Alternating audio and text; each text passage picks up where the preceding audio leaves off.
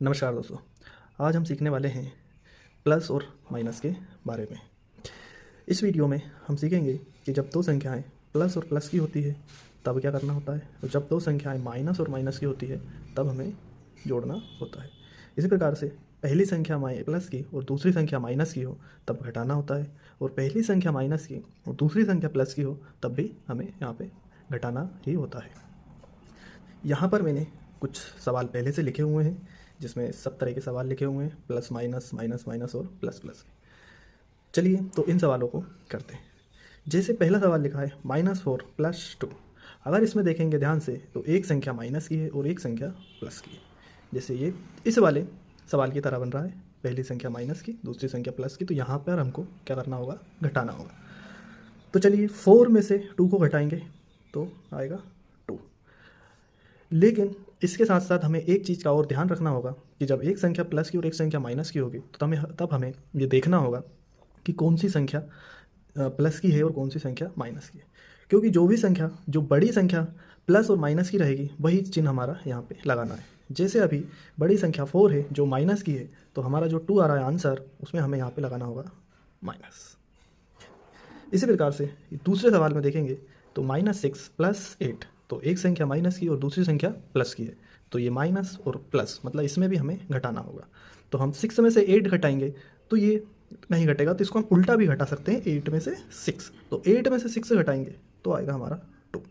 अब हम यहाँ पर देखेंगे कि 6 छोटा है और 8 बड़ा है, तो जो छोटा है वो माइनस का है और जो बड़ी संख्या है 8 वो प्लस की है, तो ये हमारा 2 आएगा वो प्लस में आएगा। और इसके आगे हमें प्लस लगाने की ज़रूरत नहीं होती है, क्योंकि जिस भी संख्या के आगे कोई चिन्ह नहीं लगा रहता है वो प्लस ही माना जाता है। इसी प्रकार से यहाँ पे एक नॉर्मली सवाल बन रहा है, लेकिन अगर देखेंगे तो जैसे 8 के आगे कुछ नहीं लगा है तो इसके आगे 8 के आगे क्या रहता है, मानो प्लस ही होता है। तो ये किस प्रकार सवाल की तरह बन रहा है, प्लस माइनस, मतलब इसमें भी हमें घटाना है। तो 8 में से 5 घटाएंगे तो हमारा आएगा आंसर 3। तो 3 आएगा, तो वही देखेंगे कि प्लस जो 8 वाला है मतलब बड़ी संख्या 8 है तो प्लस की है, और माइनस जो छोटी संख्या है वो माइनस की, तो यहाँ पर प्लस ही आएगा और प्लस हमें लगाने की ज़रूरत नहीं होती। इस वाले सवाल में देखेंगे 3 - 6 है, तो 3 के आगे कुछ नहीं है तो क्या माना जाएगा कि प्लस ही है। तो 3 में से 6 घटाएंगे, जैसे मैंने अभी इस वाले सवाल में बताया था कि हम उल्टा भी घटा सकते हैं कि 6 में से 3 को घटाएंगे तो आंसर आएगा 3। अब इसमें 6 बड़ी संख्या है जो माइनस की है, तो यहाँ पर आएगा माइनस, और प्लस हमें लगाने की ज़रूरत नहीं होती है, ये आपको इस बात का ध्यान रखना है।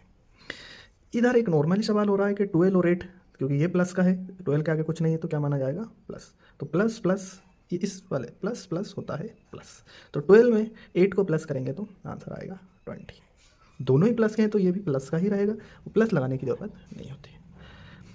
अब आते हैं इस पर, यहाँ पर -6 और -2 है, मतलब दोनों ही संख्या माइनस की है। तो ये वाले में देखिए माइनस और माइनस, मतलब इसमें हमें प्लस करना है, तो माइनस माइनस होता है प्लस। तो 6 में 2 जोड़ेंगे तो आंसर आएगा 8। लेकिन यहाँ पर अब ध्यान ये रखना है कि दोनों ही संख्या माइनस की है, तो हमें यहाँ पे चिन्ह क्या लगाना है। जब दोनों ही संख्या माइनस की है तो वहाँ पर होता तो प्लस है, लेकिन चिन्ह हमें लगाना रहता है माइनस का। ये बात आपको ध्यान रखनी है। इसी प्रकार से यहाँ पे 2 और 9, तो इसको प्लस कर देंगे, 2 9 11, क्योंकि दोनों ही प्लस के हैं। फिर वापस ये इस वाले सवाल की तरह है 5 और 3, तो यहाँ पर आंसर आएगा हमारा प्लस हो जाएगा 8, लेकिन दोनों ही माइनस के हैं तो आंसर आएगा -8। चलिए अब आते हैं मल्टीप्लाई पर। मल्टीप्लाई में जब एक संख्या ये भी माइनस की है और ये भी माइनस, मतलब दोनों ही संख्या माइनस की है, तब हमें क्या करना होता है। तो चलिए करते हैं। तो सबसे पहले तो हमें मल्टीप्लाई करना होगा जो संख्या है उनका, तो 2 और 5 का मल्टीप्लाई करेंगे तो ये आएगा 10, और जब दोनों ही संख्या माइनस की है तो वो माइनस माइनस हो जाएगा प्लस, ठीक, वो हो जाएगा माइनस माइनस प्लस। जब दो माइनस हैं तो माइनस माइनस होता है प्लस, मल्टीप्लाई करने पर होता है वो प्लस, तो यहाँ पर आता है ये प्लस में, प्लस लगाने की ज़रूरत नहीं होती। इसी प्रकार से इस वाले सवाल में 3 और 7 का मल्टीप्लाई कर लेंगे सबसे पहले, तो ये आएगा 21। अब यहाँ पर देखेंगे तो एक संख्या माइनस की है और एक संख्या ये प्लस की है, क्योंकि इसके आगे कुछ नहीं है तो ये प्लस की है।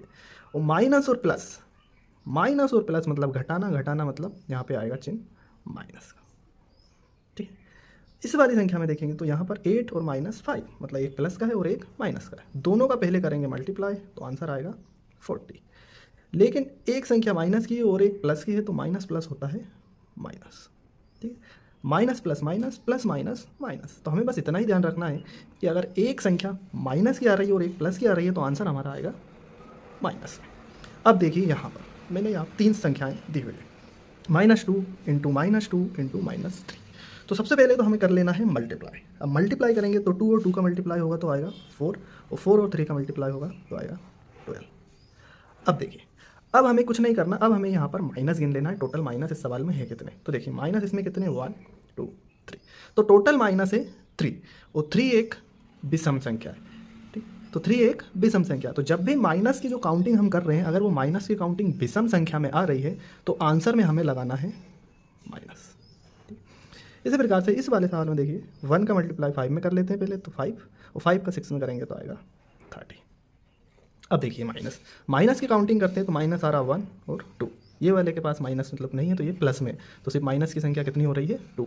तो 2 एक सम संख्या है, तो जब भी माइनस की काउंटिंग जो गिनती है माइनस अगर सम संख्या में आ रहा है तो वहाँ पर हमें प्लस ही आएगा, मतलब माइनस नहीं लगाना है। तो यहाँ पर प्लस आएगा तो प्लस लगाने की ज़रूरत नहीं होती है। तो आप लोगों को सिर्फ इतना ध्यान रखना है कि जब भी मल्टीप्लाई में माइनस आ रहा है तो सबसे पहले तो उस सवाल में मल्टीप्लाई कर लो, मल्टीप्लाई करने के बाद वहाँ पर माइनस की काउंटिंग कर लो। अगर माइनस विषम संख्या में आ रहा है तो आंसर में माइनस आएगा, अगर माइनस सम संख्या में आ रहा है तो वहाँ पर माइनस नहीं आएगा, वो संख्या हो जाएगी प्लस की। जैसे इस वाले सवाल में पहले कर लेते हैं मल्टीप्लाई, है -2 इंटू -5 इंटू -1 इंटू -2। तो यहाँ पर हम कर लेते हैं पहले मल्टीप्लाई, 2 का 5 मल्टीप्लाई करेंगे तो आएगा 10, 10 का 1 में करेंगे तो 10, 10 का 2 में करेंगे तो आएगा 20। अब माइनस की काउंटिंग करते हैं तो माइनस है 1 2 3 4, माइनस आ रहा है टोटल 4 बार, और 4 एक सम संख्या है, तो जब भी माइनस की काउंटिंग करने पर अगर वो सम में आ रहा है तो यहाँ पे माइनस नहीं आएगा, वो संख्या हो जाएगी प्लस की, ठीक है। तो सिर्फ हमें इतना ही ध्यान रखना है, और ये वाली जो ट्रिक है हमें याद रखनी है, वो हमें याद रखनी है हमें गुणा करने पर और भाग करने पर, ठीक है।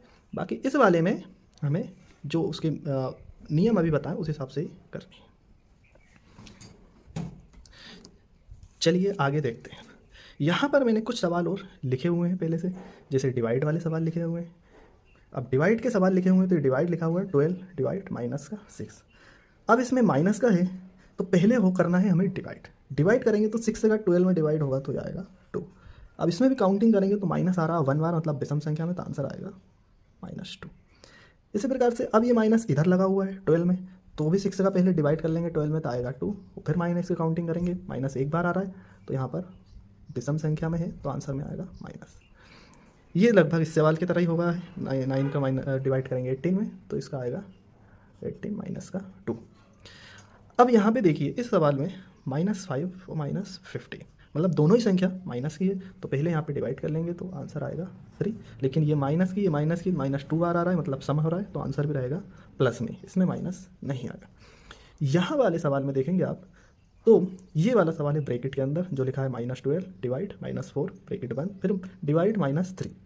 अब इसमें सबसे पहले हमें करना है ब्रैकेट का सोल्व। अगर ब्रैकेट को सोल्व करेंगे तो ब्रैकेट में लिखा है 4 डिवाइड 12। अब 4 और 12 का डिवाइड पहले होगा तो ये आएगा 3।